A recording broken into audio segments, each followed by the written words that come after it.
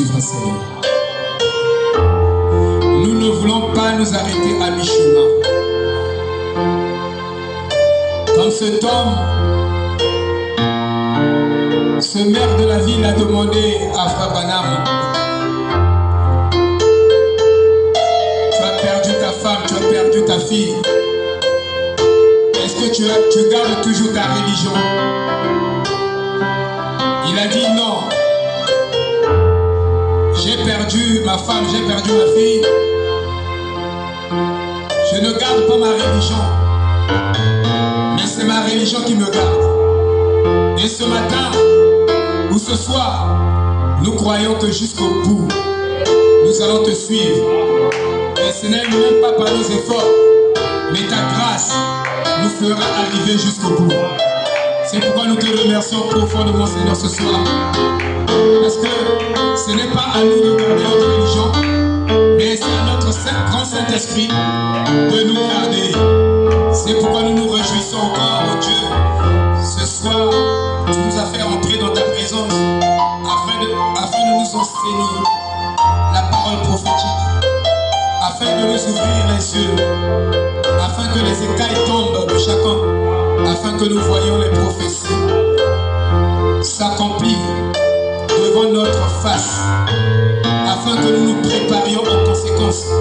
Parce que nous savons que quand ces prophéties sont menées à terre, il n'y a plus de temps. En ce moment-là, Seigneur de gloire, nous voulons entrer dans l'arche du Saint-Esprit.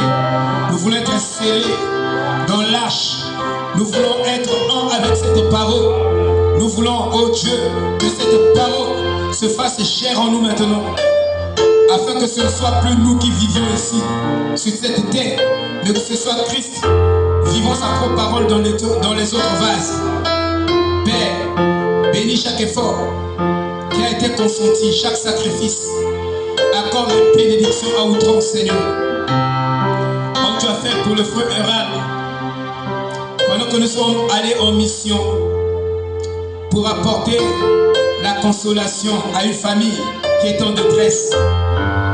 La police nous a arrêtés parce qu'il y avait une surcharge et ils ont voulu nous manger de l'argent au lieu de nous conseiller. Ils nous ont demandé 18 000. Ton serviteur a pris les 10 000 qui devaient acheter les produits pharmaceutiques de Eliakim qui était malade. Il a donné à la police. Alors Seigneur, quand il accomplit ce geste, ce grand sacrifice, tu ne pouvais pas être insensible. Tu es descendu. Tu l'as béni au travers des mains d'un frère. Tu t'es pas arrêté là-bas. Tu l'as restauré tout ce qu'il avait perdu et tu lui as donné encore plus. Quand il est arrivé le lendemain au boulot, dès qu'il arrive, c'est un travail qu'il attendait déjà. C'est une bénédiction qui était déjà en cours, qu'il attendait déjà. Et il a témoigné que pasteur, quand je suis allé le lendemain, Dieu m'a donné 100 000 francs. Sur les 10 000 que j'ai dépensés, Dieu m'a donné plus. Amen. Et nous savons que la parole a été prêchée avec le sacrifice. Cette parole n'est pas venue pour que nous la prenions seulement et nous jetons le sacrifice, nous prenons la parole. Non. Mais nous devons prendre la parole ensemble avec le sacrifice. Comme le prophète a dit, tu bénis plus le sacrifice que le devoir. C'est notre devoir de payer la dîme, de payer les offrandes. Mais si nous pouvons aller au-delà de ça, ça devient le sacrifice. Alors, ton prophète dit, tu béniras plus que ça. Quelqu'un va quitter sa maison à pied et venir écouter la parole, c'est un sacrifice. Alors Seigneur, nous croyons que tu béniras cela. Et bénis, oh Dieu Tout-Puissant, tes chers enfants qui ont accompli les sacrifices pour arriver ici. Ils ont tout arrêté, même le travail. Ils ont arrêté l'argent. Ils n'ont pas vu l'argent, mais ils ont vu l'âme. Parce qu'ils savent que leur âme vaut 10 000 mondes. Ils ont privilégié l'âme. Ils ont privilégié le côté spirituel. Alors bénis-leur. de façon abondante et que la bénédiction de chacun puisse déborder et au sortir d'ici, que cela contamine le foyer, les gens qui vont croiser en chemin, même la famille, même les enfants. Oh Dieu, accorde cela, Père. Parce que nous croyons que tu es celui qui bénit, Seigneur. Et tu bénirais nous. Laisse que toute la gloire revienne à toi, qui bénit aussi ceux qui seront absents pour des bonnes raisons. Que toute la louange revienne à toi, dans le nom de Jésus-Christ. Amen. Nous lisons Apocalypse chapitre 13. Et ce chapitre parle ensemble de l'Église catholique, qui est la bête, et de l'image de la bête, qui est les États-Unis d'Amérique. Donc, quand vous lisez Apocalypse 13, tout ce chapitre, vous verrez la bête et vous verrez l'image de la bête. Amen. Amen. C'est pourquoi je suis en train de lire ça chaque fois que nous sommes en train d'étudier la parole. Est-ce que vous comprenez? Amen. Voilà. Nous lisons. Puis je vis monter de la mer une bête qui avait 10 cornes et 7 diadèmes. Et sur ses cornes, 10 diadèmes. Et sur ses têtes, des noms de blasphème. Ça, on va étudier ça. J'ai préféré qu'on ramène ça le dimanche, comme ça tout le monde va bénéficier. On va expliquer chaque corde était quoi, chaque corde était quoi, chaque corde était quoi. Amen. Amen. Comme ça va nous fonder. La bête que je vis était semblable à un léopard. Ses pieds étaient comme ceux d'un ours et sa gueule comme une gueule de lion. Le dragon lui donna sa puissance et son trône et une grande autorité. Et je vis l'une de ses têtes blessée, comme blessée à mort, mais sa blessure mortelle fut guérie. Et quand sa blessure mortelle est guérie, nous avons là, vous voyez l'image de la bête aux États-Unis d'Amérique. Amen. Oh là là. Il dit, et je vis l'une de ses têtes comme blessée à mort, mais sa blessure mortelle fut guérie. Et toute la terre était dans l'admiration derrière la bête. Et ils adorèrent le dragon. Le dragon, c'est Rome. Amen. Parce qu'il avait donné l'autorité à la bête. Et le dragon, c'est Rome. Et vous pouvez prendre aussi le dragon, c'est Satan. Dans un autre type. Ils adorèrent la bête en disant, qui est semblable à la bête et qui peut combattre comme elle? Il lui fut donné une bouche qui proférait des mensonges, des paroles arrogantes et des blasphèmes. Et il lui fut donné le pouvoir d'agir pendant 42 mois. Et elle ouvrit sa bouche pour proférer des blasphèmes contre Dieu, pour blasphémer son nom et son tabernacle, et ceux qui habitent dans le ciel. Que le Seigneur bénisse cette lecture dans nos âmes. Amen. Alléluia. Amen. Merci Seigneur. Je suis dans la joie de vous avoir encore ce soir. Je me réjouis en Christ et je me réjouis avec vous. Amen. Amen. Nous savons que l'enseignement, c'est la colonne vertébrale de l'Église. Un corps sans squelette ne prendra aucune direction. Si vous trouvez un corps, quand vous avez un corps, le corps est là, mais ce corps n'a pas de squelette. Et ce corps n'ira nulle part. Il va patauger soit à gauche, à droite, retourner sur lui-même, parce qu'il n'y a pas de squelette. Parce que les squelettes, c'est le fondement, c'est la fondation. Ça va stabiliser le corps. Amen. Et le squelette de l'Église, c'est l'enseignement de la doctrine. Amen. Et Frère Branham dit, j'aime la doctrine, j'aime l'enseignement, parce que cela positionne l'homme. Depuis que j'ai reçu le message, frère, je n'ai jamais été embrouillé par des fausses doctrines. Aller là-bas, que ce soit des histoires des bandes, des mouvements qui passent dessous. Jamais, tu me verras toujours tranquille. Je ne m'agite pas. Pourquoi? Parce que Dieu m'a bien enseigné. Amen. Amen. Moi, je ne suis pas aussi des mouvements de groupe. Je ne suis pas là. Je marche moi-même avec Dieu. Et sur ce sentier, si tu veux aller loin avec le Seigneur, tu dois marcher seul avec lui. Hein? Tu dois marcher seul. Je ne demande pas les opinions des gens. Qu'est-ce que tu penses? Il y a ça. Jamais. J'avais un ami vraiment, je peux dire, un ami intime. Il priait chez le pasteur Esso. Actuellement, il est pasteur. La sœur Stella peut le connaître bien. Ma femme aussi est fraîche lyrique. Je ne sais pas si le diable l'a connu. Le pasteur Bertin. Il a même prêché ici. Voilà, celui qui est au Gabon. On dormait dans le même lit. Il prêche chez le pasteur Esso. Et moi, j'étais chez le pasteur Albert. Et je vous dis que toutes les décisions que je prenais ou spirituellement avec mon Dieu, je n'associais même pas. Je le mettais de côté. Je marchais seul. Et il a commis beaucoup d'erreurs. Il fallait que moi, par la grâce de Dieu, Dieu m'a utilisé pour le rattraper. Pour le rattraper, vraiment pour le rattraper. Quand j'avais des mouvements chez le pasteur, il veut sortir. Je dis non, tu commettras 2 erreurs. Je dis reste là-bas. Amen. Il voulait sortir comme les autres. Les autres sortaient. Je lui ai dit ne sors pas. Reste là. Dieu ne t'a pas demandé de sortir. Il est resté là et je peux vous dire que Dieu l'a béni. Dieu l'a béni correctement. Le frère là, c'est un frère béni. Donc, vous devez être correctement. Vous devez avoir la doctrine avec. Amen. Donc, vous serez dans.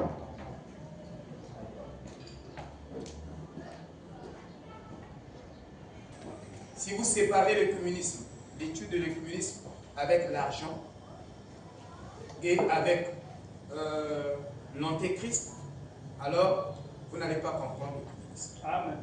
Amen. Amen. C'est pourquoi vous allez remarquer que l'Église mondiale a produit un véritable système antéchrist. Antichrist.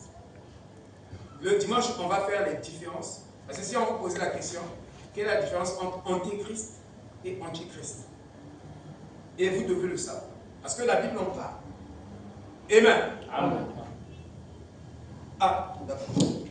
La Bible parle de l'antéchrist et de l'antichrist. Alors, donc vous devez être enseigné. Sinon, vous allez imaginer des choses. Hein? Vous aurez une connaissance imaginaire. Vous allez penser que l'antéchrist c'est ceci, l'antichrist c'est ceci. Faites déjà des recherches. Parce que je vais vous poser des questions. Hein, Jack? Je vais vous poser des questions. C'est quoi l'antéchrist? C'est quoi l'antichrist? Amen. Amen. Voilà, vous devez comprendre ces différences-là. Est-ce que vous comprenez? Amen. Voilà. Donc, l'Église mondiale a produit un véritable système antéchrist. Ou antichrist, je voulais dire. Pas anté, mais antichrist. Voyez-vous? C'est l'Église mondiale. C'est l'Église unifiée. C'est le système des églises que nous allons citer tout de suite là, un peu, pour vous donner déjà un tableau un peu plus ou moins éclairé. Alors, le système des églises, ou l'unification des églises, parce que c'est le temps de l'union, a produit finalement un système antichrist. Et l'antichrist, je voulais déjà répondre.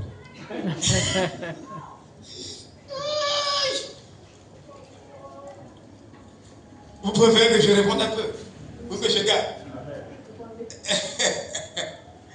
Hein? Heureusement, Jack est venu m'aider, il a mis les gouttes. J'allais dire ça, s'il vous plaît. Aïe, Amen. Donc c'est vraiment difficile pour moi. C'est très difficile. Donc, ce système mondial a produit l'antichrist. C'est pourquoi, ici nous lisons,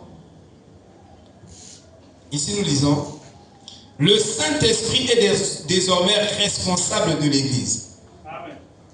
Donc, la responsabilité de la conduite de l'Église, quand on dit être conduit, il ne s'agit pas d'un homme qui conduit.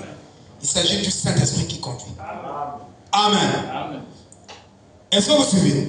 Être conduit, il s'agit du Saint-Esprit. On écarte même les pasteurs. On dit c'est le Saint-Esprit qui conduit l'homme. Savez-vous qu'il y a une étape de la marche où tu dois marcher seul?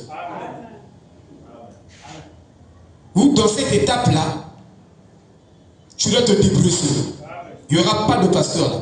Je dis bien, il y a une étape de la marche. Tu vas enseigner jusqu'à ce que tu es scellé.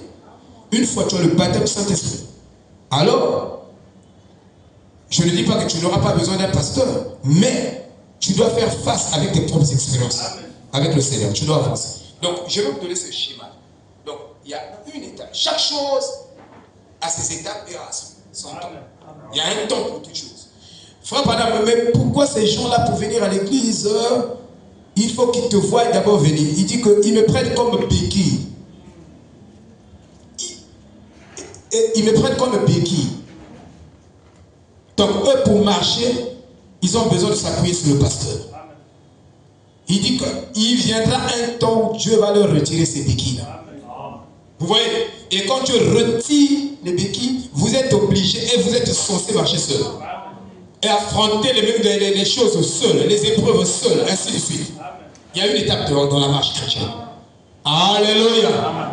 Dans votre chemin de l'adoption, il y aura un temps où, en tout cas, alors pasteur, il n'y a que Valdiavi. Vous comprenez? Dieu vous contraignons. Pour l'instant, je ne sais pas, tu te trouves à quelle étape?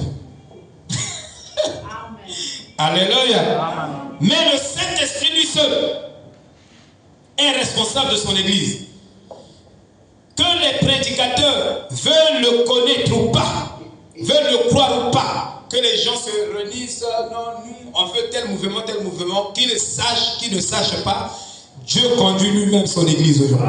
Alléluia. Voilà. S'ils ne sont pas au courant, c'est de leur faute.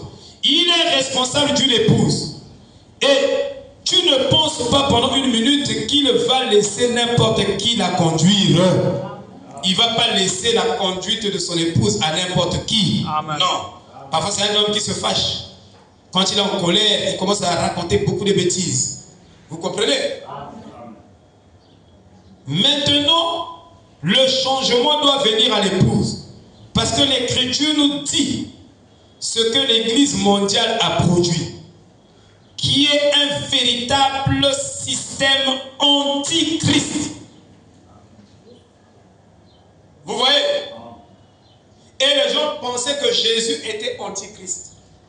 Non, Jésus n'était pas antichrist, il était Christ. Qui peut dire Amen. Jésus n'était pas anti-mot, mais il était le mot. Amen. Alléluia. C'est lui qui était le mot, frère. Voyez? Donc, l'Église mondiale a produit ce qu'on appelle l'antichrist. A produit un homme appelé l'antichrist. Ah oui. Mais je vais vous poser la question.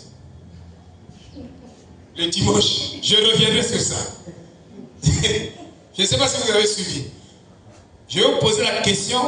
Vous allez faire la différence entre l'antéchrist et l'antichrist. Amen. Amen. Voilà. Est-ce que vous me suivez? Amen. Oh Dieu vivant. Donc,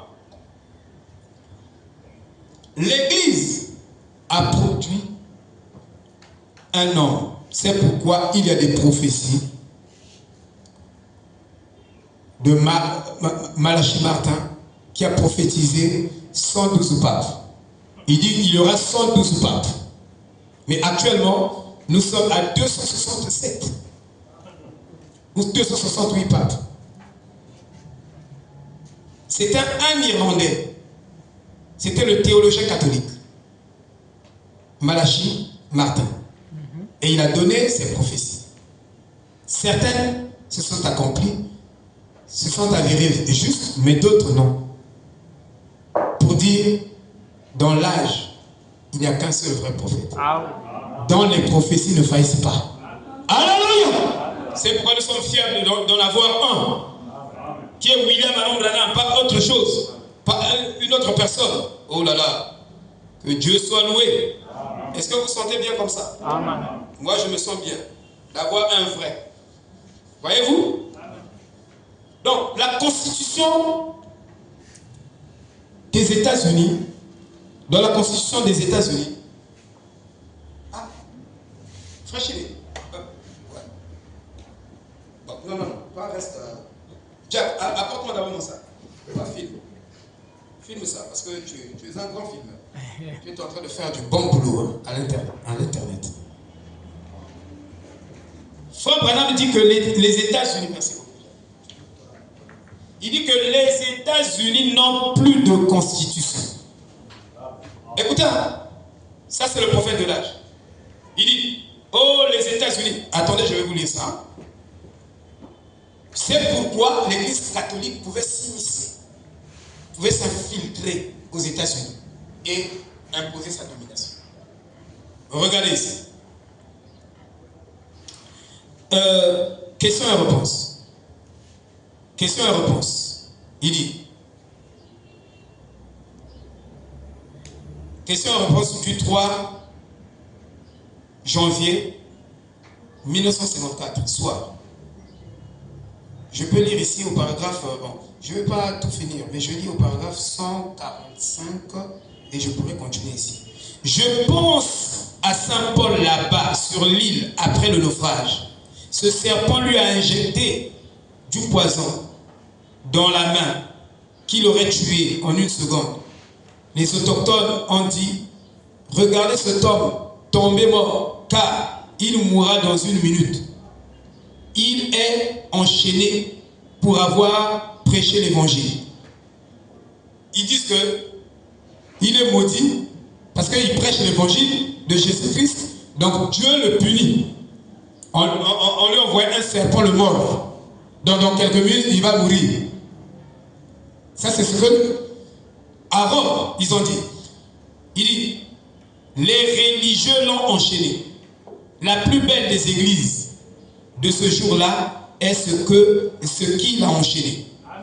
N'eût été la constitution des États-Unis, il dit, n'eût été la constitution des États-Unis, il ferait la même chose aujourd'hui. Amen.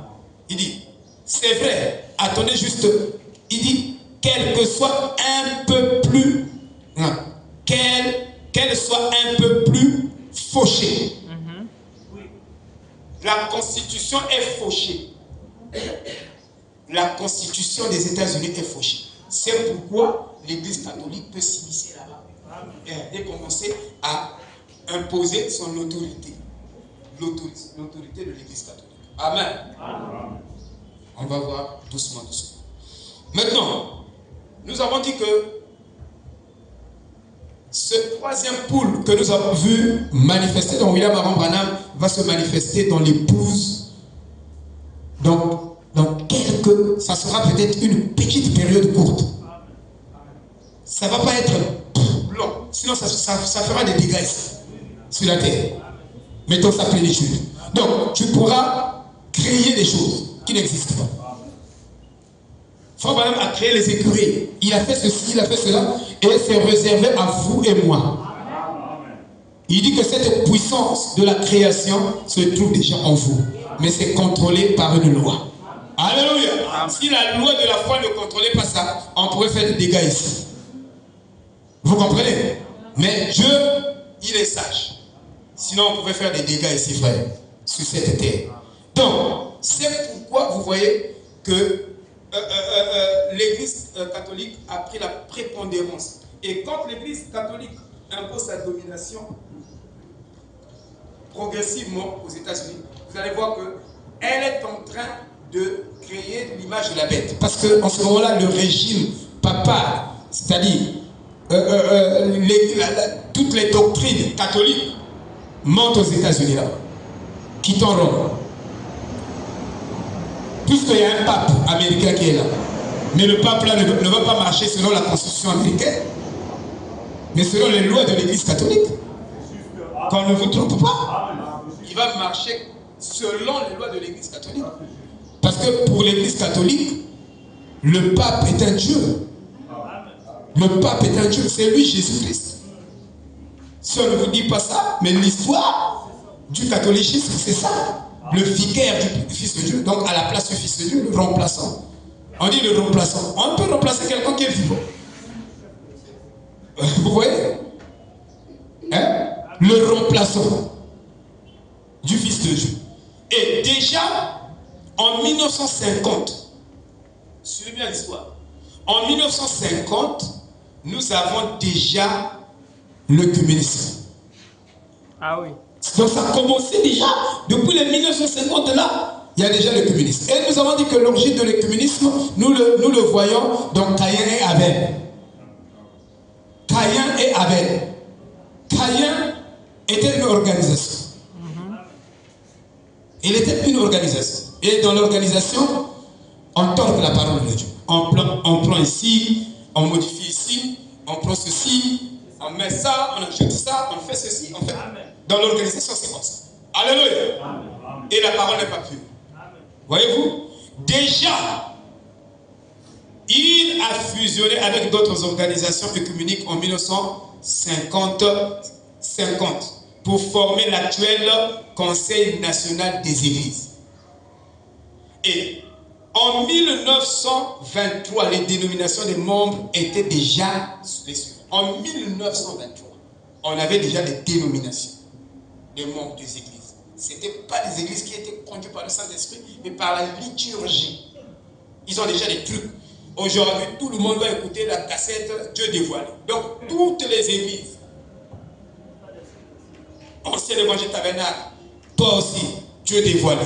Partout, Dieu dévoilé. Or, chaque ministère est souverain. Amen. Frère Branham me dit il y a la souveraineté dans une église locale. Mais cette fois-ci, on détruit la souveraineté de l'église locale. Il n'y a plus de souveraineté. Vous voyez, toutes les églises aujourd'hui, vous allez écouter la bande Dieu dévoilé. Parce que toutes les églises ont le même âge. Non. Vous comprenez, frère? Église épiscopale méthodiste africaine. Église épiscopale méthodiste africaine de Sion. Église épiscopale méthodiste, donc une panoplie, une liste des gens de couleur en Amérique. Convention générale de l'église chrétienne. Église chrétienne réformée. Et vous verrez que toute une panoplie de listes, mais l'église catholique romaine n'est pas à l'intérieur. Il vient rentrer après. Mais les autres déjà étaient déjà une organisation nationale et ils se réunissaient. Il y a la Convention baptiste du Nord, il y a l'église catholique polonaise, mais je parle de l'église catholique romaine. Il vient rentrer bien après. Et c'est elle qui détient les clés. Amen. Vous devez bien comprendre le communisme. Hein? Église presbytérienne aux États-Unis. Église méthodiste primitive. Église réformée en Amérique. Église tout. Église des frères unis. Église orthodoxe ukrainienne. Église évangélique unie. Église presbytérienne unie. Église luthérienne et même l'église protestante. L'église protestante. Donc, petit à petit, chaque organisation adhère. Alors, chaque église, chaque congrégation, chaque mouvement adhère à l'œcuménisme. C'est petit à petit. Ce n'est pas en un coup. Mais eux, ils présentent le programme et cette congrégation étudie, adhère et lui aussi, il devient membre. Et même au temps de Billy Graham représente le pape des protestants. Tommy Osborne, non, je voulais dire Oral Robert, à peu près, il est comme le pape des églises européennes. Il a beaucoup d'influence dans les églises européennes. Hein? Oral Robert. Et Billy Graham, moi j'ai écouté les enseignements de Billy Graham. J'avais des cassettes de Billy Graham que j'ai écoutées. Il prêche bien, frère. Mais frère Branham dit qu'il ne vaut pas la moitié de frère Neville en tant que prédicateur. Ça c'est frère, c'est frère Branham. Alléluia. Vous voyez, frère?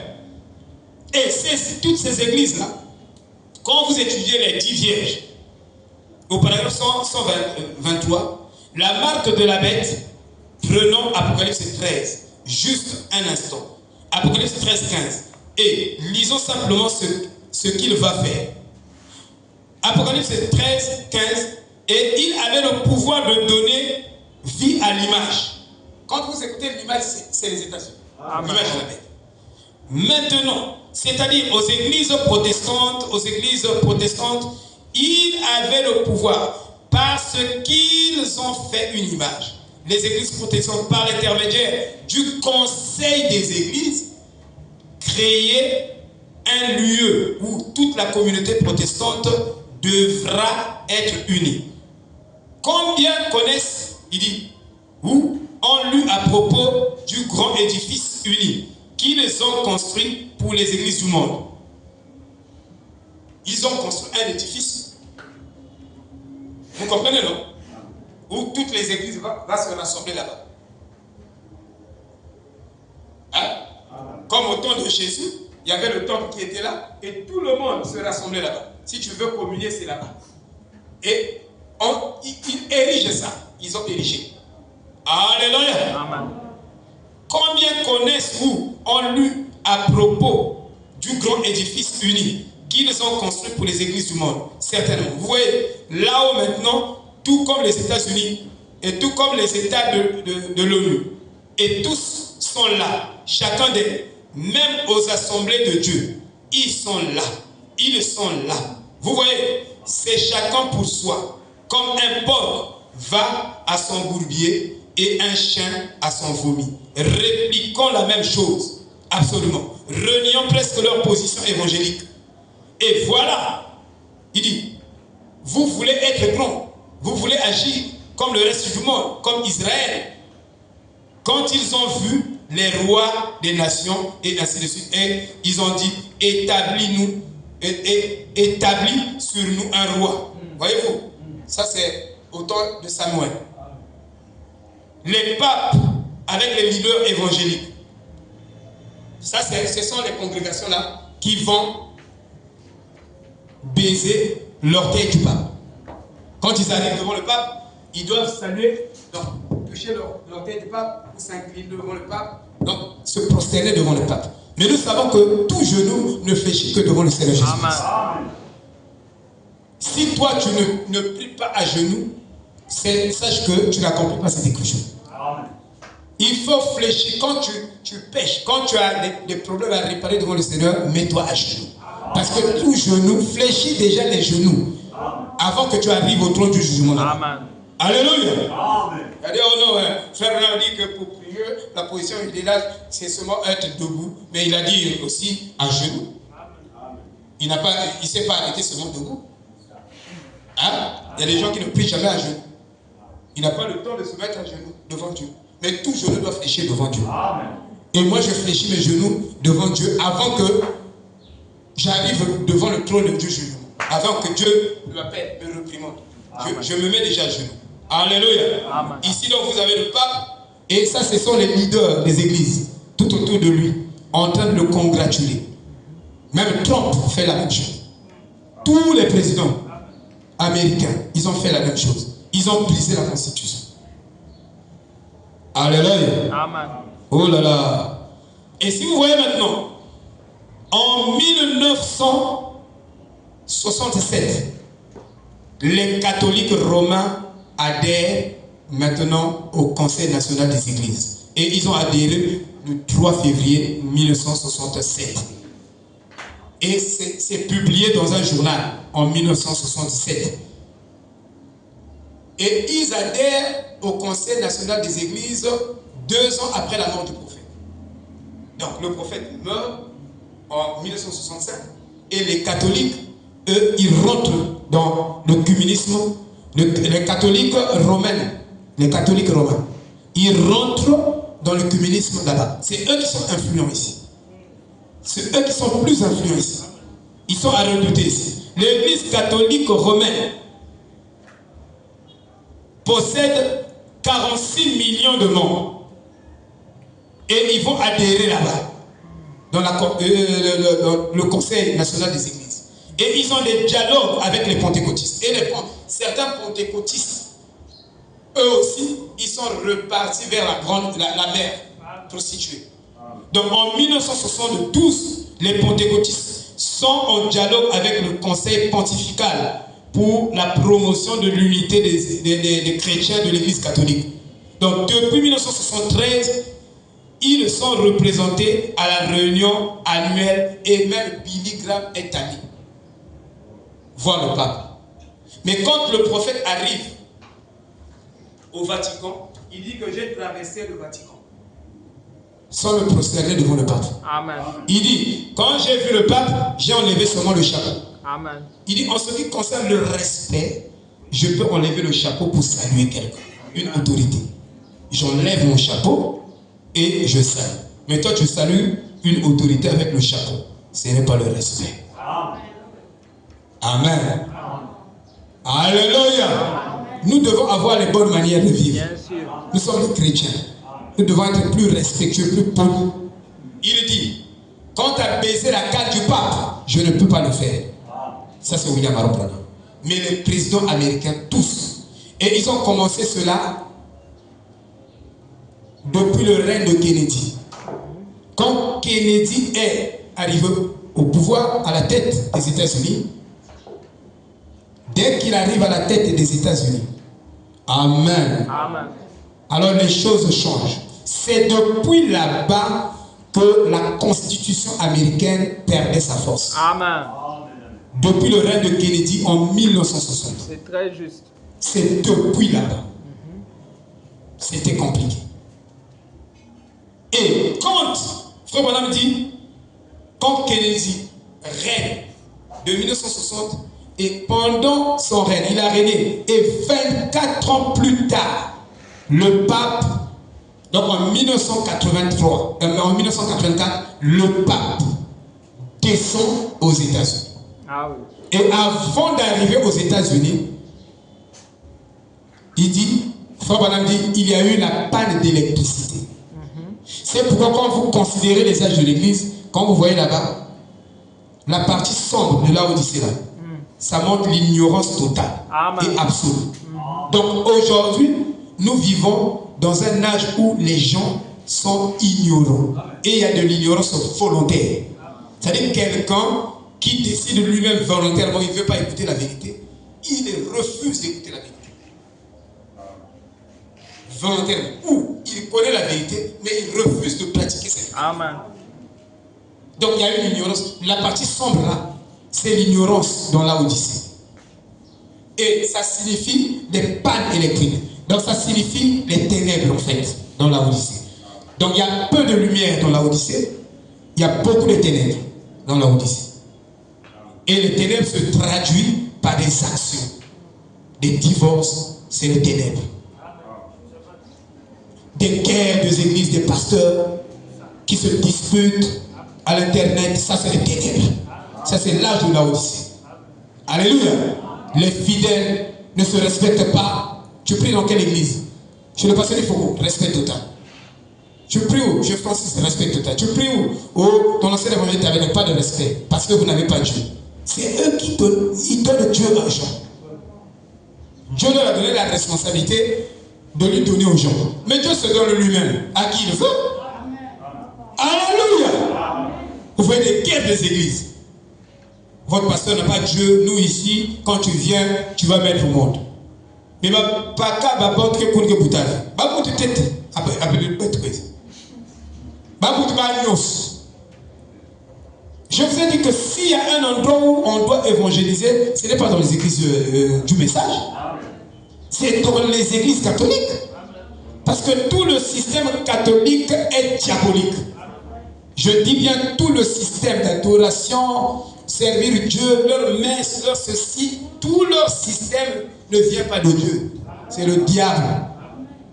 Et il faut sortir ces gens-là, les emmener dans le message. Il faut aller évangéliser là-bas. Ce n'est pas que quand on a une toile, on a câble pour évangéliser. Mais tu perds ton carburant. L'église catholique est ce voilà. La foi tchétché. Mais arrête même là-bas. Amen. Alléluia. Amen. Que Dieu nous parle. Je ne ferai jamais ça. Je resterai ici. Même si Dieu avait décidé que moi je veux paître seulement un troupeau de vin. Moi c'est suffisant pour moi. Amen. Qu'au lieu d'aller arracher les gens qui sont déjà sous un ministère, arracher, en parlant mal de ce ministère, en parlant mal de cette église, ce n'est même pas catholique. Comme les gens disent. Ce n'est pas chrétien. Alléluia. Amen. Je lis l'enlèvement. Il dit, n'est-il pas étrange qu'il y ait eu, il n'y a pas longtemps sur la côte est, le grand obscurcissement. Il ne pouvait pas comprendre cela. Il y avait la même chose au Texas. Donc, même les pannes d'électricité là, d'autres pannes ont des significations spirituelles. Parce que pour nous, nous sommes tellement terriens que nous n'analysons pas les phénomènes autour de nous. Il y a certains phénomènes, quand ça arrive dans la chair, mais il y a une correspondance spirituelle, une application spirituelle, si vous voulez. Il dit, il y a eu la même chose au Texas la semaine passée. Ils ne peuvent pas comprendre cela. Ils ne réalisent pas que c'est ainsi. Ne savez-vous pas que les nations se disloquent? Et pourtant, il ne parle pas d'électricité. Ne savez-vous pas que les nations se disloquent? Israël est dans sa patrie. Et ces signes indiquent que nous sommes à la fin. Amen. Au même moment que cela s'obscurcit, ne savez-vous pas que c'est le signe que le prophète a dit, mais vers le soir, la lumière paraîtra. Ainsi, il y aura une lumière qui paraîtra vers le soir. Lorsque tout s'obscurcit, il y a une lumière qui paraîtra. Et que les choses vont au bon train. Où elles vont maintenant. Regardez comme ça, c'est obscurci. Maintenant, écoutez, Fawala. Il dit, le pape vient de venir ici. Amen. Oui, ici où? Aux États-Unis. Le pape vient de venir ici. Souvenez-vous, au tabernacle, vous, avec tous les bons, toutes les bonnes. Je pense de quelle manière le Seigneur a montré cela. Donc, les bonnes parlent de ça. Ce jour-là, dans le tabernacle, exactement, où ces âges de l'Église seraient. Et comment ils seraient? Je les avais dessinés sur le tableau là-bas. Ce sont les âges de l'Église que vous voyez dessinés dans le livre. Il dit, le Saint-Esprit n'est-il pas descendu dans une grande colonne de feu et ne les a-t-il pas dessinés lui-même sur le mur? Donc, le schéma des âges là, Frère Branham dessine ça au Branham Tabernacle. Il dessine, il dit, premier messager à l'âge d'Éphèse, il dit Paul. Deuxième, Irénée. Et il continue. Martin, Colombo, ainsi de suite. Colombo, Martin Luther, John Wesley. Et il arrive au 7e âge de l'Église, il écrit Élie. Il dit Élie. Dans le messager du 7e âge de l'Église s'appelle Élie. Alors, le Saint-Esprit a quitté le ciel et descendu à effacer tout ce que le prophète avait écrit. Il y avait 300, 400 personnes qui suivaient la scène. Après, moi je vais jouer avec ce message. Hein? Tous les 400 là, prophètes, on ne peut pas imiter Frère Branham. Ça dit que imiter quelque fois. Ah oui. Tu vas te tuer toi-même. Amen. Amen. Il dit, colonne de feu, et ne les a-t-il pas dessinés lui-même sur le mur?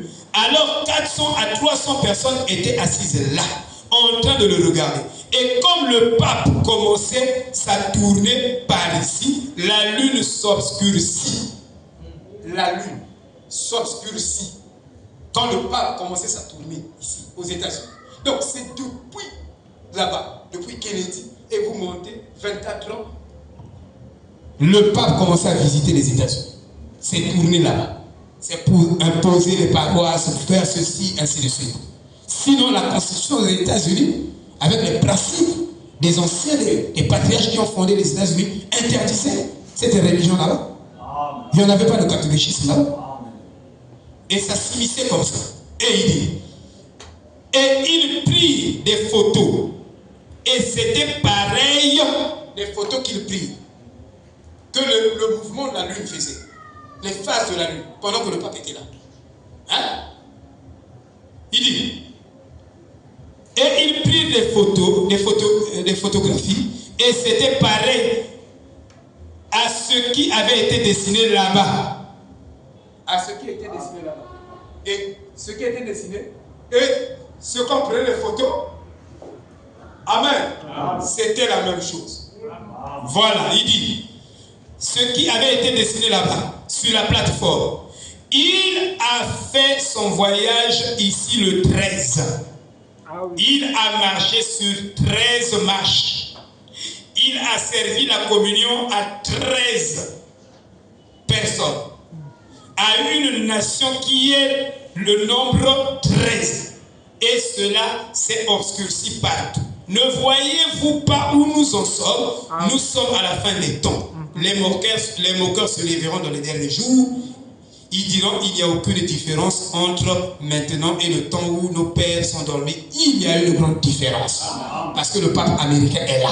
Ça fait la différence. Alléluia. Et quand nous étudions le pape américain, nous devons étudier ses paroles. Et nous devons étudier ses œuvres. Et non seulement le pape américain, mais nous allons étudier dans l'histoire de l'Église catholique le régime papal. Quelles étaient les paroles que ces papes-là étaient en train de donner en ce qui concerne la femme? C'est comme ça que nous devons étudier les choses. Alléluia. Toi-même à la maison, tu peux faire une étude. Tu prends des brochures, tu prends des citations.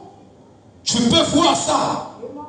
Les citations, le prophète parle du pape. Il a fait telle déclaration, telle déclaration. Et comme vous voyez le pape Pie XII, on va le lire. Il dit que lui, il fait une déclaration, le pape Pie XII. Il dit que ils vont conquérir le monde des humains. Ils vont conquérir le monde des humains parce que lui, le pape là, sa voix est une voix morale. Attendez, je vais vous lire ça correctement. Amen. Amen. Est-ce que vous me suivez? Amen. Il est quelle heure? Il me reste 14 heures. 14 minutes. C'est comme si je n'ai rien dit. Alléluia. Amen. Oh là là. Oh my. Nous lisons d'abord Kennedy. Maintenant, souvenez-vous. Déjà maintenant, nous avons un légat papal aux États-Unis. Hein? Un régime papal. Amen. À cette nation. Et le pape n'est plus séparé. Et à ce moment-là, le pape contrôle cette nation. Ah oui. Le pape contrôle les États-Unis.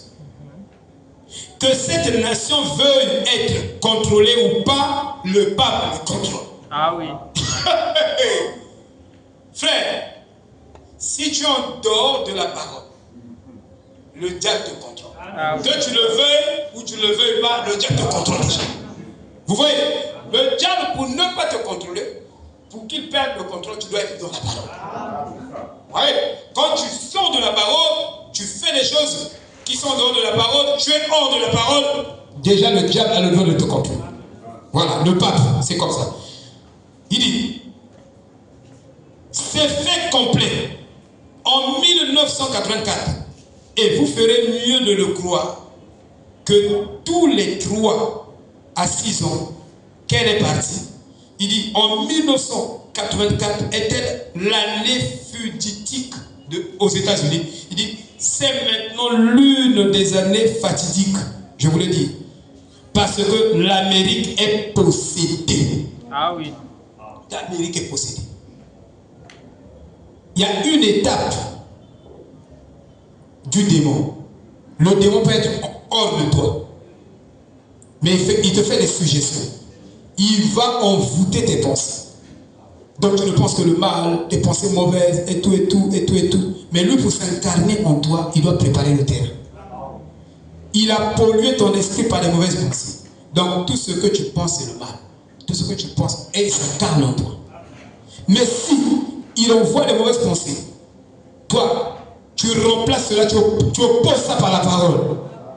Il ne peut pas s'incarner en toi pour te posséder. Amen. Parce que dans la loi de l'esprit, vous ne pouvez pas avoir dans le même esprit au même moment une mauvaise pensée, une bonne pensée. Quand vous avez les deux pensées opposées, aucune des pensées ne se réalise. Vous comprenez? Vous avez une pensée bonne, je suis guéri, et je suis encore malade. Donc aucune pensée ne se réalise. Mais ce qui est vrai, c'est que tu continues à rester malade. Maintenant, si dans ta pensée, tu dis, je ne suis pas malade, je suis guéri. Et dans ton esprit, ce qui est là, positivement dans ton esprit, c'est que je suis guéri. C'est que je suis délivré. C'est que je travaille. C'est que je suis béni. Parce qu'en vous, il y a toujours deux pensées. Et Frère Branham dit que, on a posé la question, Frère Branham, parce que moi j'ai parfois des mauvaises pensées, je veux boire, et dit, opposez ça. Il dit, quand le diable te met les pensées de boire ou le pensée de faire le mal, remplace ça par les pensées de faire le bien. Alléluia. Parce que si tu as deux pensées opposées au même moment dans ton esprit, la pensée positive annule la pensée négative. Vous comprenez? Mais quand la pensée négative est annulée, il ne faut pas enfanter encore la pensée négative. Parce qu'il y a certaines pensées qui viennent de notre propre chair. Mais il y a des pensées qui viennent de l'extérieur. Notre propre chair produit aussi des pensées. Mais il y a certaines pensées dans notre esprit qui sont le produit d'une source qu'on appelle le diable. C'est lui, il est resté longtemps avec les humains. Donc il est en train de te voir. Tu marches, pendant que tu marches, le diable aussi, c'est un esprit. Tu ne le vois pas. Et lui, il te regarde et dit, la tête de celui-là est flanchée contre la jeune fille là-bas. On dirait qu'il est en train d'aimer la jeune fille là. Le diable connaît déjà, pas tes réactions. Et il vient inoculer des mauvaises pensées dans ta tête. Et tu commences à... Donc tu deviens comme dans le cinéma. Ça devient comme une télé pour toi. Tu commences à regarder la jeune fille. À la presse. Le diable te bombarde encore les pensées. Regarde-la bien. Tu n'as pas bien regardé. Regarde en bas. Et ce ne sont pas tes pensées. Mais c'est lui. Ça vient de l'extérieur. Amen. Mais il y a certaines pensées qui viennent de ta propre chair. La chair là aussi, c'est un océan. Amen. C'est l'homme intérieur. Et le vieux homme, on dit. Hein? Quand on dit le vieux homme, il y a beaucoup de jargon, il y a beaucoup d'appellations que Paul a donné ça dans la Bible. Il dit vieux homme, vieux ceci. Il parlait seulement d'une seule entité. Il parlait seulement du vieux homme. Ça, c'est le réseau. Vous comprenez? Il parle de l'homme charnel, mais c'est le vieux homme. Hein? Il dit, parce que l'Amérique est possédée. Quand Kennedy est-il rentré en jeu, en ligne de compte, quand il rentre en jeu. Donc c'était en 1960. 24 ans plus tard, le pape s'est présenté maintenant. Pensez-vous que nous ne ferons pas sortir notre pape d'Amérique? Déjà, c'était prévisible, puisque l'Église catholique épousait déjà le catholicisme. Dans les années 1984, les États-Unis commençaient à accepter le catholicisme. Chose qui n'était pas acceptable par la constitution de nos anciens, nos patriarches. Mais quand Kennedy arrive, il amène la doctrine de Jézabel. Vous allez voir beaucoup de trucs qu'il a permis là. Hein, beaucoup de trucs qu'il a permis. Voyez-vous? Est-ce que vous voyez? Amen. Hein? Mais Frère Branham dit, il est dit que l'arrivée du pape américain ne signifie pas l'enlèvement. Bien sûr. Parce que pour d'autres qui ne sont pas enseignés, pour eux, comme le pape américain est déjà là, donc l'enlèvement, c'est en 1930. Comme le pape américain est déjà là, bon, mais si c'est comme ça, va dans le couvent maintenant. Va dans le couvent. Pour une route de salaire, il m'a soulevé. Parce qu'il y avait. Hein? Ici, j'ai ici. ce que je cherche, moi? Le pape hors d'Amérique? Non. Le signe, c'est le pape dans l'Amérique. C'est le signe que nous surveillons. Parce que le prophète, on avait prophétisé en 1956. Et ça s'est accompli.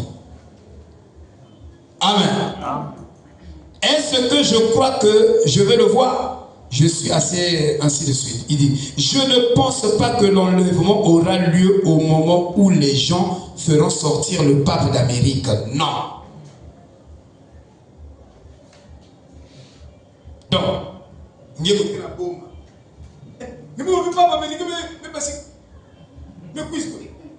venu voir là. Ça, c'est une sœur qui prie dans une grande église où le pasteur est appelé docteur de la parole. Mais viens voir la sœur, voilà. Si vous voyez, on a sagada. Ni vous avez pas américain, mais comment la ligne? Et moi, sagada, mais moi, c'est enseigné. Pas un petit cours bonhomme me blesse beaucoup. Mais là, le pasteur est considéré le grand pasteur. Quand il a parlé du pape américain, donc eux tous ils sont, le pape américain il sait pas, bon. Non, le pape américain ce n'est pas la fin. C'est lui qui va réunir toutes les congrégations et les bouddhistes et les shintoïstes. J'ai ici même la liste de ces gars-là. Il y a des shintoïstes, il y a des gens compliqués ici. Hein frère? Des bouddhistes. Bon, toi tu es chrétien. Eux ils adorent le Bouddha. Mais vous n'adorez pas le même Dieu. Et le pape va dire, nous sommes tous. Donc et la prophétie disait que c'est un pape très beau. N'est-ce pas, il est beau? Oh. Vous n'avez pas vu le pape là? Oh. Vous n'avez pas vu Léon XIV? Il est beau, non? Très intelligent. Super manière. Hein? Il parle 5 ou 7 langues. C'est un chercheur. 7 langues. Dans les autres. Portugais, chinois. Nignon. Aïe. Il y ça. Mongouli. Il y a le son. Frère, il est super intelligent. Amen. Mais il est hypocrite. Il a des mensonges. C'est ce que Frère Branham nous explique. Hein? Alléluia. Amen. L'antéchrist s'est complètement emparé de l'église. Quand vous voyez l'antéchrist, vous voyez, c'est les enseignements qui sont contre Christ. Ça, c'est l'antéchrist. Et je vais vous poser la question. La différence entre l'antéchrist. Je me suis, non? La différence entre l'antéchrist et Christ. Je crois que frère Romaric est venu en retard avec le frère. Mais vous allez répondre. Quelle est la différence entre l'antéchrist et l'antichrist? Vous comprenez? Hein? Et je vous dis que la marque de la bête est déjà là, sous forme des enseignements. Ah oui. Sous forme des enseignements. C'est l'enseignement antichrist. Oh là là. Donnez-moi une raison pour laquelle nos présidents vont voir un pape alors que c'est en fait illégitime contrairement à la constitution américaine. Le gouvernement se lève juste au moment où le pape se retire et dit « Oh grand pape, vous ne vous y trompez pas. L'église fondamentale sera complètement... » Donc, toutes les églises sont dupées. On dort de l'épouse. Amen. Je vous dis la vérité. Aujourd'hui, il y a un gros mensonge. Et c'est au travers de ces mensonges qu'ils vont attraper les congrégations. Ils vont les enrouler. Et je vous ai dit, il n'y a pas de communisme sans argent. Amen. Et l'Église catholique avait compris depuis le temps médiéval qu'il devait faire la conquête des métaux précieux. Et parmi les métaux précieux, vous avez l'or et l'argent. Ils savent que si vous avez beaucoup d'or, vous pouvez imposer la domination politique, religieuse. Parce que la main qui donne, c'est la main qui domine. Ils avaient compris cette loi-là. C'est pourquoi vous qui venez ici, donnez, mais effacez-vous. Ne cherchez pas à dominer. Ne soyez pas le pasteur. Ne commandez pas le pasteur. Ne lui dictez rien. Soustrayez-vous. Laissez-lui avec son Dieu qu'il se casse la tête là-bas. Ne mettez pas votre nez dans son histoire. Amen. Qui es-tu pour corriger mon serviteur? Dit la Bible. Vous lisez votre Bible, non? Qui es-tu pour juger mon serviteur? Tu entends là-bas, oh, le pasteur là est tombé avec 20 femmes, c'est pas ton problème, ferme ta bouche. Ça le regarde avec son Dieu. C'est pas toi qui l'as appelé, c'est pas toi qui l'as donné ce travail-là. Laisse-lui tranquille. Mais la Bible dit, l'homme doit vivre ce qu'il prêche. S'il ne vit pas ce qu'il prêche, vous avez le droit de ne pas avoir confiance en lui. Si je prêche autre chose, je vis autre chose, vous avez le droit, vous n'êtes pas lié à moi. Vous n'êtes pas lié à moi, vous partez pour vous, vous sauvez vos âmes. Ça, je vous dis la vérité. Et Dieu vous bénira. Amen. Parce que je commets des forfaits, je commets ceci, je me réponds, je fais ceci, je me réponds. Jusqu'à quand on va te supporter? Même Jésus a dit aux disciples, jusqu'à quand je vais vous supporter. Frère Branham dit que si vous avez un pasteur qui tombe chaque fois avec les femmes, la femme, il tombe, il se répand, il tombe, il se répand, il tombe. Il dit que s'il continue à tomber, vous devez le changer. Vous comprenez? Oh non, ça c'est la dernière fois. Et il faut que ce soit vraiment la dernière fois. Alléluia. Si tu répètes, on t'écarte. Qui peut dire amen? Amen. Mais ne sais pas, ne commence même pas aussi. Ne commence pas. Alors, le prophète disait qu'il faut que ce troisième pouls fasse son affaire. Donc, d'abord la pression. Et la pression viendra au travers du communisme. Et il n'y a pas de communisme sans argent. Sans argent, il n'y a pas de communisme. Et je vous dis que tous les fils de Dieu prédestinés, dans leur germe, il n'y a pas, je vous dis bien, parce que le Dieu de l'argent est appelé Cupito. C'est un Dieu. Je vous dis que tout le monde aime l'argent. Même toi. Tu peux te faire un mal spirituel, mine spirituel, tu aimes l'argent. Donc ton âme est déjà pourrie, gâtée. Parce que l'intrinsécalité de l'âme humaine, comme vous étudiez la nature de l'âme humaine, il y a le sang de l'argent. Mais sauf ceux qui étaient dans la pensée de Dieu, qui ont été prédestinés, ils ne seront jamais attachés au. Je vous ai dit que l'argent n'est pas mauvais, l'argent n'est pas aussi bon. L'argent est neutre. Mais l'argent revêt le caractère de son propriétaire, de celui qui le manipule. Si tu es mauvais, ta méchanceté se fera voir au travers de l'argent. Quand tu as l'argent, si tu es pauvre, les gens, tout le monde te trouve humble. Ah, vraiment le frère le plus humble de l'église. Le frère le plus humble de l'église. La sœur la plus. Mais une fois béni, Nimba Gezavenge va la humble. Ça dit,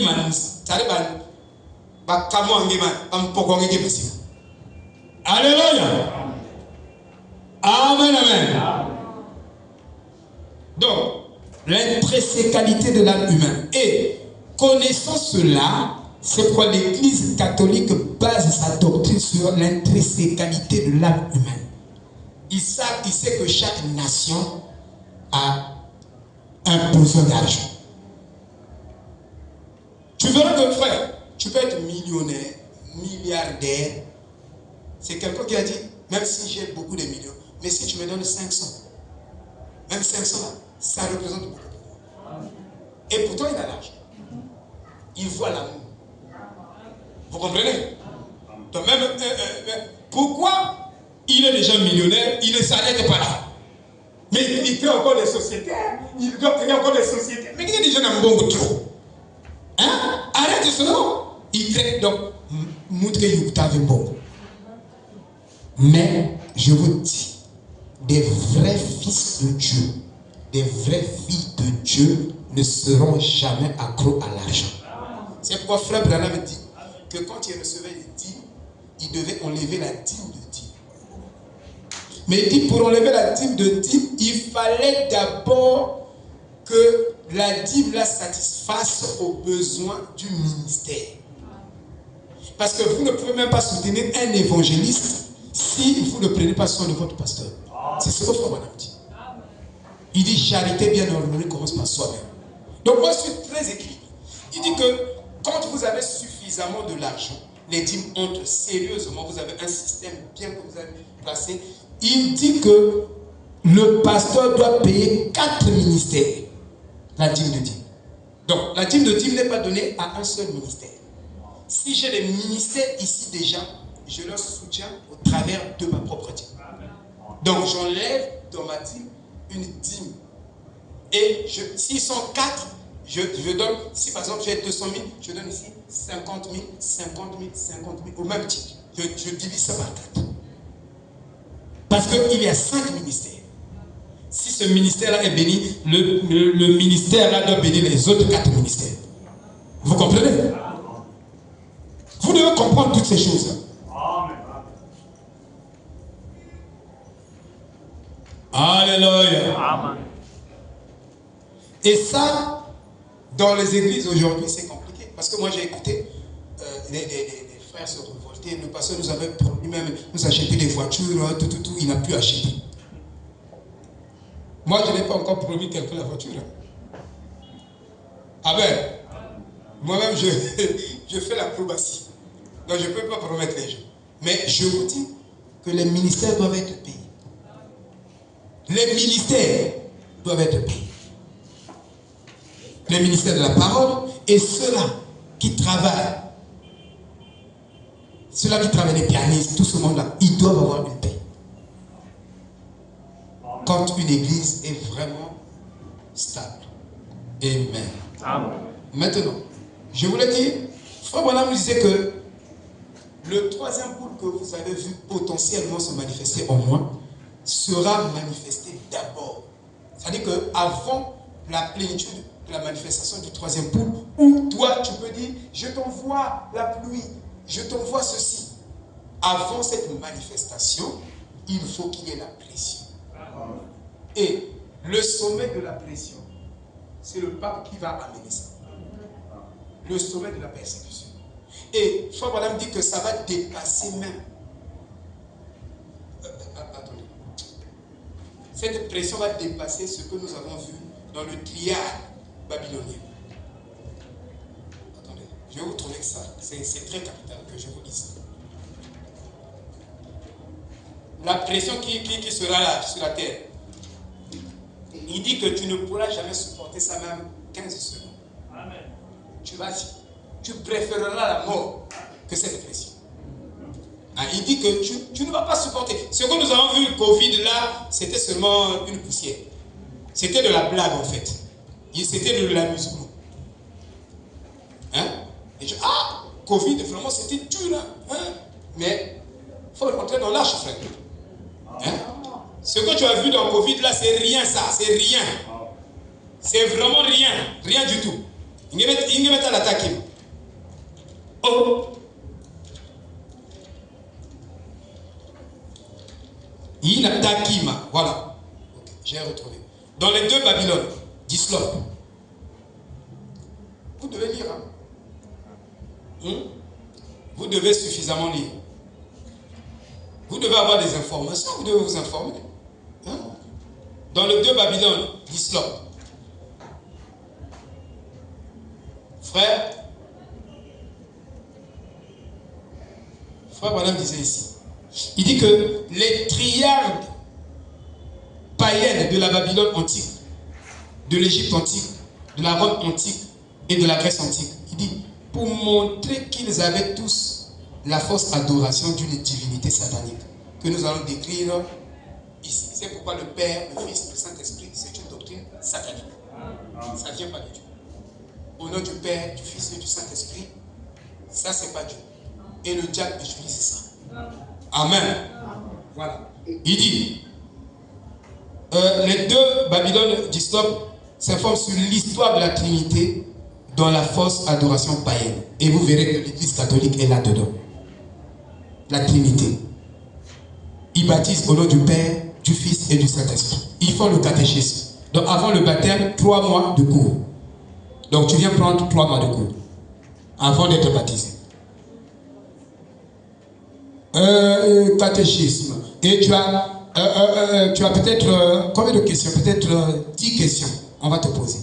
Donc si tu as une moyenne en dessous de 10, tu es disqualifié, tu ne prends pas le baptême. Mais le baptême, même les gens qui ne sont pas normaux, ils prennent ça. 3 mois de cours de catéchisme. Moi j'ai un petit, l'ami des Logos, il est catholique. C'est lui qui m'explique tout ça. Le fils n'a pas gêné. Il va prendre son baptême. Il a fait 3 mois de cours de catéchisme. Il partait, il notait. Qu'est-ce que la Vierge Marie? La Vierge Marie, c'est ceci.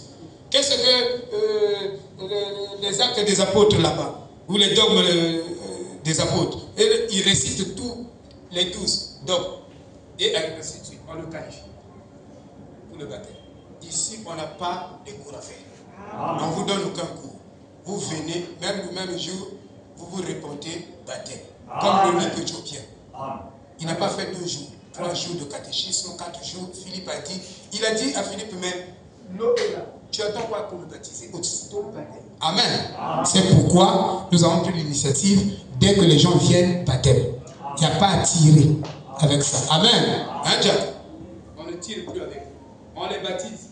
Et nous, on se sauve et on les sauve aussi. Vous voyez?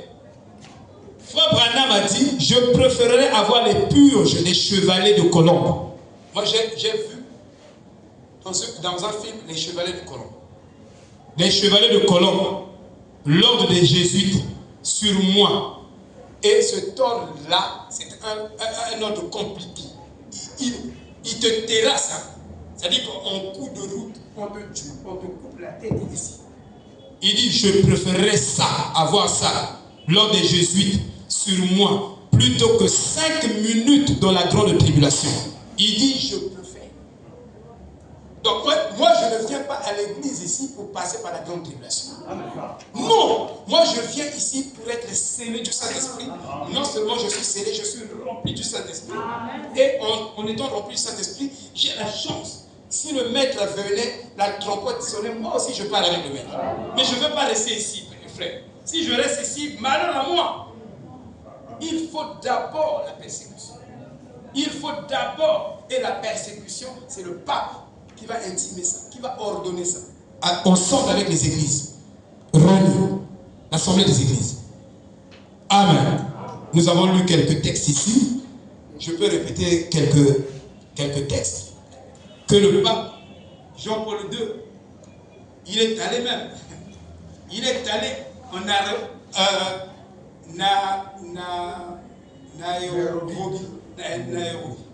Et ils ont signé ces décrets-là, des articles.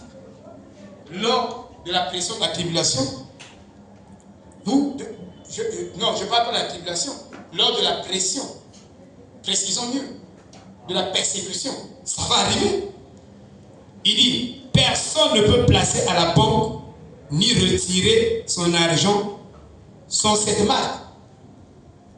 Et les gens aujourd'hui construisent des maisons souterraines pour garder leur fortune. Ils se disent qu'ils redoutent quelque chose qui va arriver sur la terre. Mais les bombes vont toucher là-bas.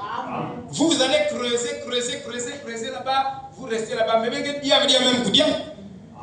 Qu'on y a même proche en fait. Vous comprenez? Il y a des maisons souterraines. Quand tu viens, la maison est comme ça. Mais la chambre est en bas. Donc, la journée, ils mangent comme ça. Ils dorment pour eux en bas là-bas. Ils ont creusé. Moi, j'ai vu ces maisons-là. Et aujourd'hui, les gens n'ont plus confiance dans les banques. Parce qu'il arrivera un temps où, brusquement comme ça, on te dit, c'est comme les banqueroutes. Les banques font ça.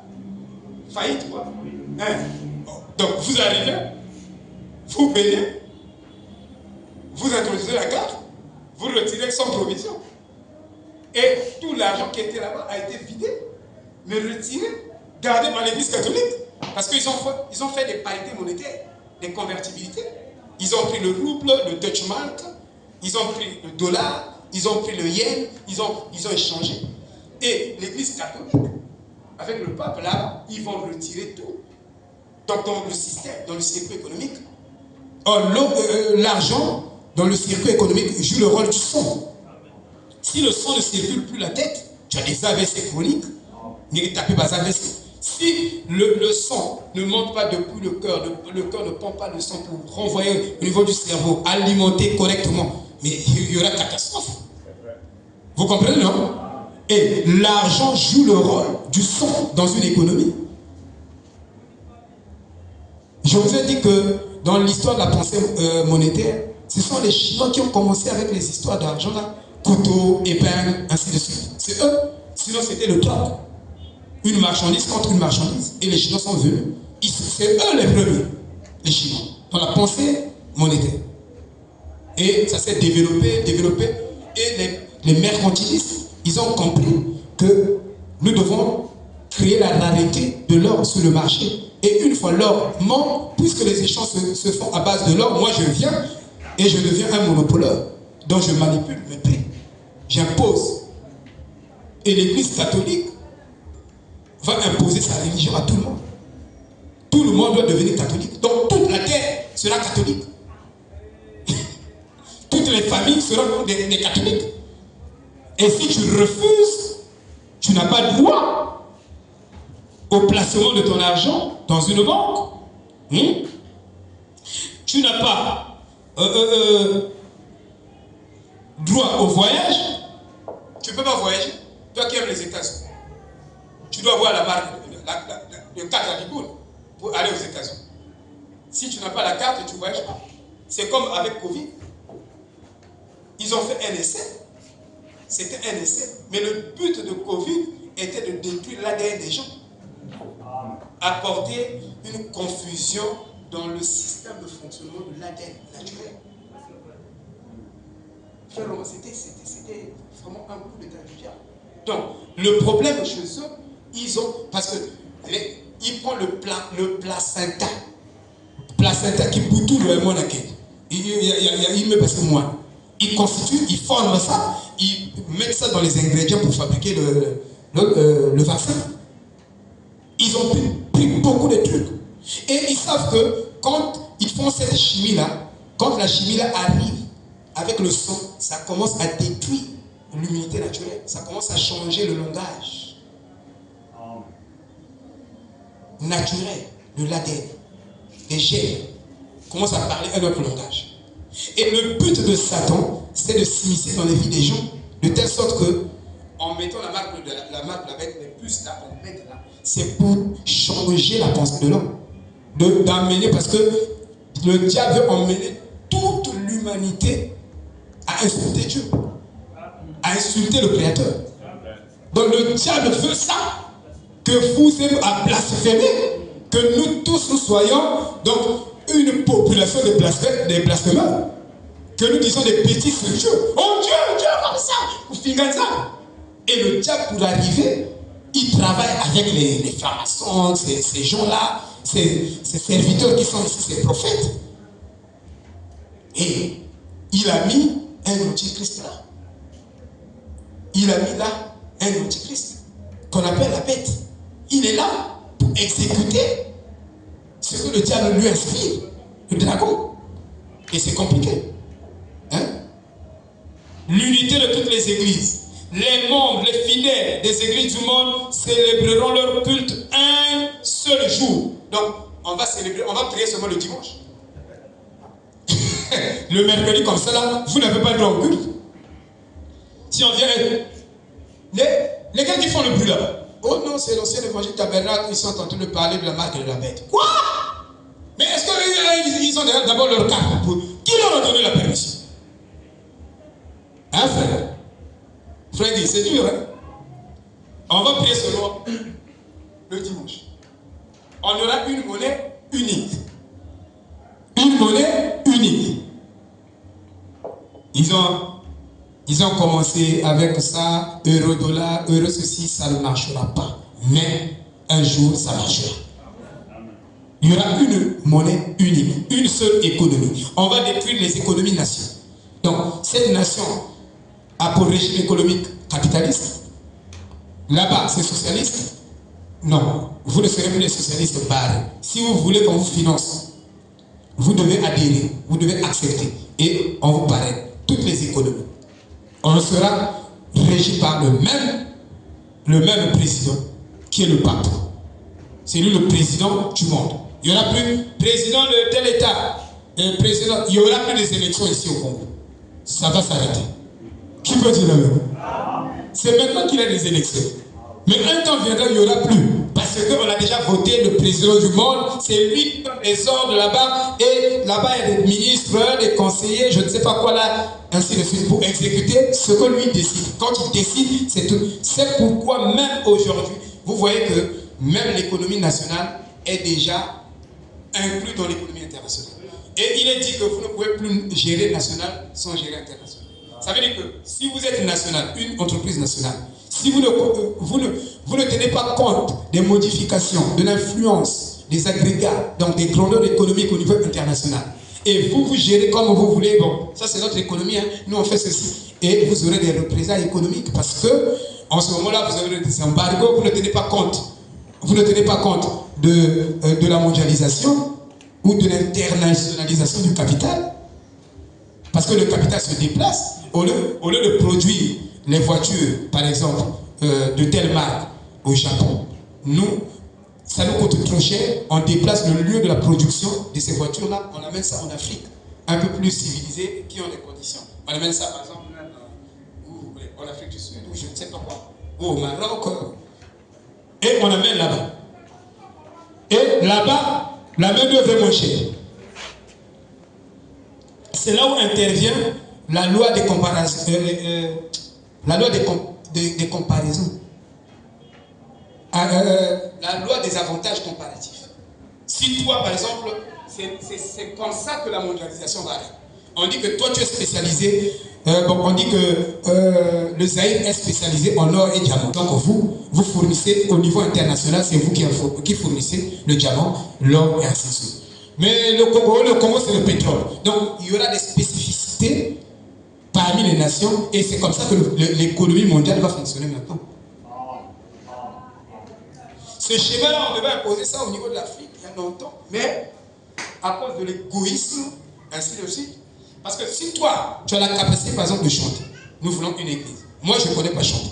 Moi, je connais prêcher. Ou je connais faire ceci. Donc, chacun se spécialise là où il est fort. Et chaque nation va se spécialiser là où il a beaucoup de matières premières ou beaucoup de ressources en ce qui concerne cette denrée ou je ne sais pas quoi. C'est comme ça que l'économie internationale va fonctionner. Il y aura la loi des avantages comparatifs qui sera appliquée sur toutes les nations. Amen. Qui va régir l'économie. Donc les forêts, les savanes. Donc tu es chasseur, tu ne peux pas aller chasser si tu n'as pas la carte. Je vais chasser même au moins Ngumba, même moi Ndeke. Parce que demander montre la carte. Si tu n'as pas la carte, on te ravit. L'oiseau là, tu ne vas pas manger l'oiseau. Donc pour manger l'oiseau là, tu dois avoir la carte. Vous comprenez, frère? Je vais te dire ça, toi. Mais pendant que il y aura cette pression, frère Branham dit observez le troisième poule. C'est en ce moment-là, le troisième poule parlera pour nous. Je voulais vous montrer un petit quelque chose seulement et on va arrêter. On me dit que tu arrêtes à 19h. Non, pardonnez-moi. Mais je vous montre quelque chose. Et je vais finir ici. Le moment vient où cette nation va exercer tout le pouvoir que la bête avait auparavant. Écris ça. Lorsque la Rome païenne est devenue la Rome papale, ainsi qu'Apocalypse 13 l'expose clairement, que la Rome païenne est devenue la Rome papale, dans Apocalypse 13. Il dit, l'autre bête est sortie de l'eau, c'est-à-dire du milieu des peuples ou des gens. Mais cet agneau vient de là où il n'y a personne, de la terre. Donc les États-Unis, l'agneau qui monte de la terre. Et c'est un faux agneau. Un agneau représente une religion. l'agneau de Dieu. Mais celui d'Apocalypse 13 ressemble à un agneau. C'est un agneau. Et donc agneau, il parlait en respectant les droits de l'homme, en respectant la constitution. Mais après, il commençait à parler comme un dragon, comme le lion. Vous voyez, il n'y a plus de liberté d'expression. Quand tu parles mal de... Alléluia. Et il exerce toute puissance que le dragon avait avant lui. Le dragon, c'est Rome. Et le dragon, c'est toujours Rome. Ne voyez-vous donc pas la dénomination romaine et une dénomination protestante marquée, une image de la bête, ce qui donnera une puissance qui imposera une sorte d'union à tous les protestants. Il faudra que vous soyez dans le conseil des églises, sinon vous ne pourrez avoir pas de communion. C'est pratiquement ainsi dès maintenant. On ne peut aller prêcher dans une église à moins d'avoir une carte d'affiliation ou une accréditation. Et alors, les gens comme nous serons retranchés de tout cela. Car nous serons comme l'église primitive. C'est pourquoi moi je plains les gens qui font les différences des églises. Toi tu es dans l'ancien évangile, moi je suis dans... Mon pasteur c'est ceci, notre pasteur c'est Jésus. Nous avons dit qu'il n'y a pas un bon pape. Tous les papes sont mauvais. Et les gens disent, ah, il y a quelqu'un qui a écrit même un livre, hein? Les bons papes et les mauvais papes. Mais nous savons qu'il n'y a pas un bon pape. Seul Dieu est bon. Hein? Bon maître. C'est bon? Bon maître. Bon maître. Il dit, pourquoi m'appelles-tu bon? Hein? Dieu seul est bon. Le bon berger, lui, il vient, il ne détruit pas, mais il amène la vie en abondance. Tu avais et tu deviens encore, tu abondes. En fait, la bénédiction de Dieu est comme ça. Tu es venu, tel que tu es venu, tu es béni, et quand tu viens au Seigneur, tu abondes une bénédiction. C'est comme ça que Dieu bénit. Mais le voleur, lui, il ne vient que pour dérober, égorger et détruire. Satan. Alléluia. Et il dit, et alors, comme nous serons retranchés de tout cela, car ils ne pourront pas le faire. C'est la pression. Il dit que, Frère Branham dit que la pression rendra l'épouse 3 fois plus sérieuse. Amen. Vous ne voyez pas, même dans le temps Covid, il y a eu beaucoup de convertis. Essayez de vérifier. Ça, je le dis prophétiquement, parce que ça m'arrive comme ça, je comprends. Je sais pas si je n'ai pas réfléchi à ça. Au temps de Covid, il y a eu beaucoup de gens qui ont cherché la face de Dieu. Vrai ou faux? Parce que je suis resté là. C'était difficile quand même à vivre. Mais je préfère ne pas passer par la tribulation. Parce que vous ne pouvez pas supporter 5 minutes dans la tribulation. C'est horrible, frère. Terrible. Horrible. Donc, si tu manques l'enlèvement, tu vas passer par la tribulation. Et dans la tribulation, là-bas, Frère Branham dit que je ne peux pas supporter même 5 minutes dans la grande tribulation. Il dit que vous ne pouvez pas supporter 5 minutes. Parce que dans la tribulation, c'est dans la tribulation que les gens ont demandé la mort. Ils sont allés même voir la montagne. Ils ont dit, montagne, tombe sur moi. Montagne a dit non, je ne tombe pas sur toi. Ils ont pris même une brique à gaillard, le tour. Brique à 20. Non, une brique à 20, une brique à 50. Il met là. Il dit, je lâche la brique et puis ça m'écrase et je meurs. Mais il y a la brique qui est dans la tribulation. À la cuisine, la direction, il y avait des vieux. Il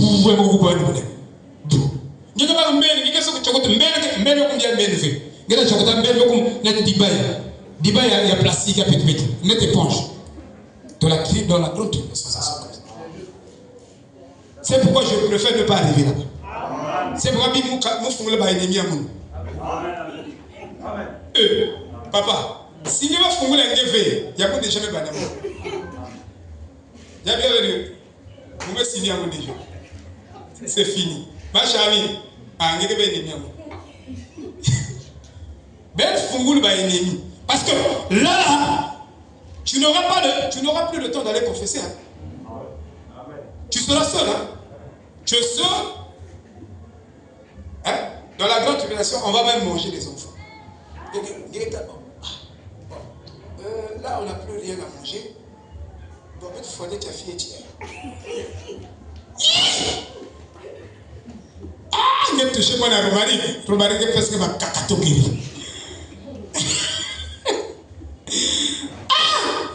Moi, je vais te dire, mais il y a des gens qui mangeront leurs enfants. Même dans la tribulation qui s'est passée à Jérusalem. Ils ont mangé les enfants. L'histoire nous dit ça. Frère, si vous étudiez l'histoire de l'église catholique, ça veut dire que vous êtes catholique. Si vous êtes catholique, ça veut dire que vous êtes fou. Parce que si quelque chose a été prouvé mauvaise, si quelque chose a été prouvé mauvais, c'est comme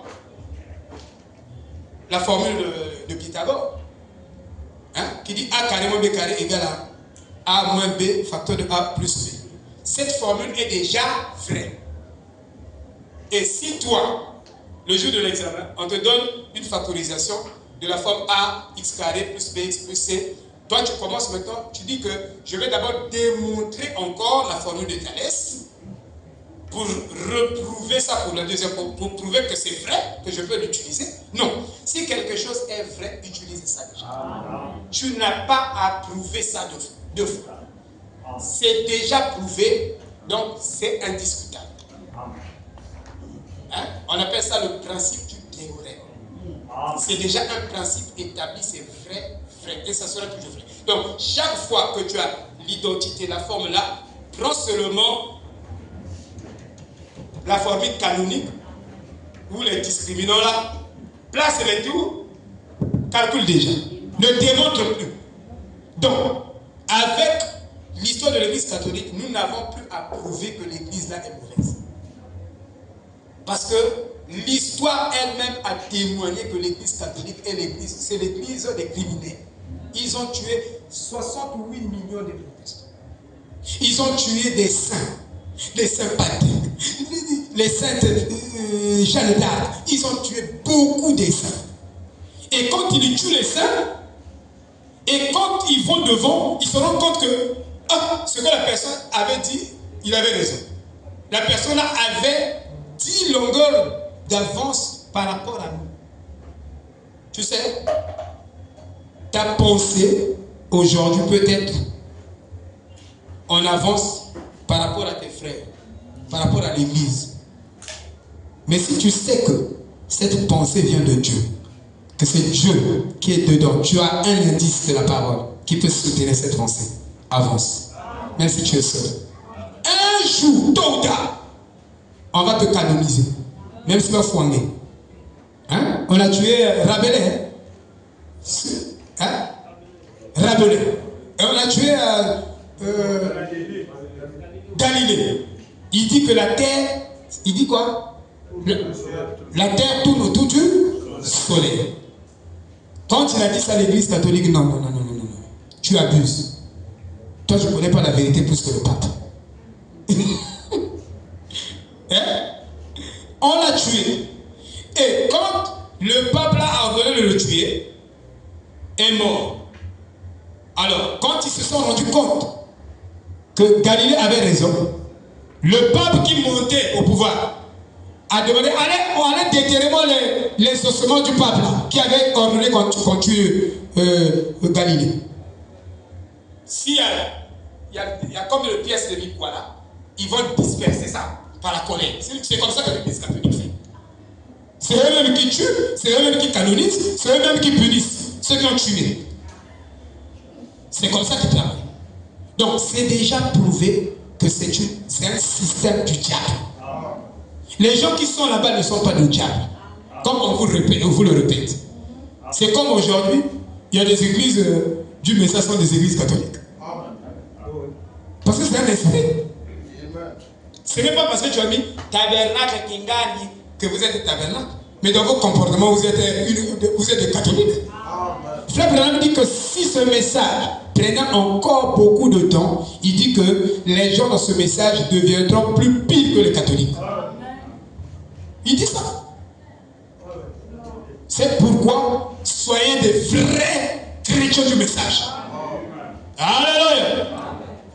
La pression.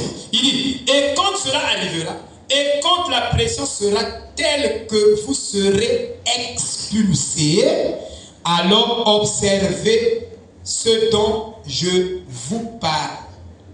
Dans un instant, observez alors le troisième tour. Ce sera, il dit, ce sera vers ceux qui sont complètement perdus, mais ce sera pour l'épouse.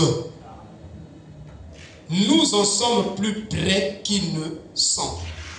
Je voulais parler de la vision de la tente, mais je n'ai pas. Et la vision de la tente, Frère Branham a mis ça en similitude avec le troisième. Et il dit que dans le premier pool, il a dévoilé le secret du premier pool, la guérison des malades.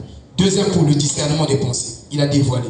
Il dit quand il arrive au troisième pool, parce qu'il y avait des poissons arc-en-ciel qui étaient dans l'eau. Il fallait les pêcher.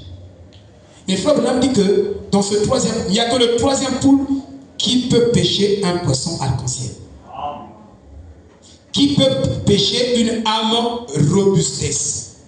Il n'y a que la pure parole qui peut accrocher quelqu'un dans un ministère.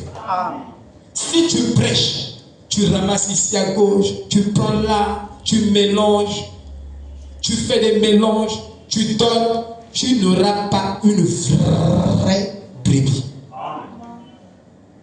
Tu dois prêcher la parole pure, sans mélange. Tu dois présenter purement la pensée de Dieu.